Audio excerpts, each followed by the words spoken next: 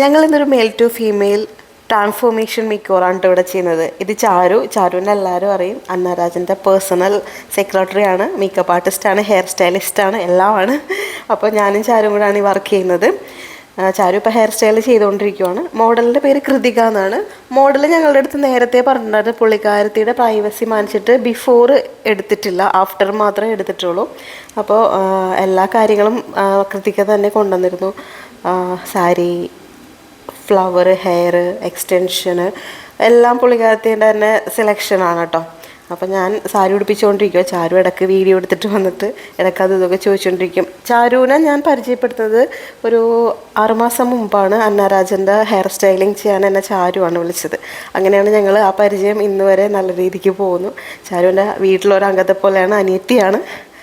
അത് അങ്ങനെ പറയാനാണെങ്കിൽ ഒരുപാട് കാര്യങ്ങൾ. ഡിപ്രഷൻ അടിച്ചിരിക്കുമ്പോൾ ഇരിക്കാൻ സമ്മതിക്കില്ല, വാ നീതു എന്ന് പറഞ്ഞിട്ട് വിളിച്ചിട്ട് പോകും. ആക്ച്വലി ഞാനൊരു 2 years ആയിട്ട് അധികം വർക്കൊന്നും എടുത്ത് ചെയ്യുന്നില്ല.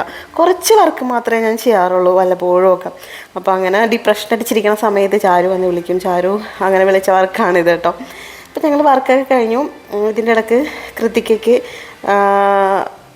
സ്റ്റൈലിംഗ് ഒക്കെ പറഞ്ഞു കൊടുക്കുന്നത് ചാരുവാണ്. പിന്നെ ഇതിലൊരാളും കൂടെ ഉണ്ട്, ഞങ്ങളുടെ ക്യാമറാമാൻ, പ്രശസ്ത സെലിബ്രിറ്റി ഫോട്ടോഗ്രാഫർ, വീഡിയോഗ്രാഫർ വൈശാഖാണ് കൂടെയുള്ളത്.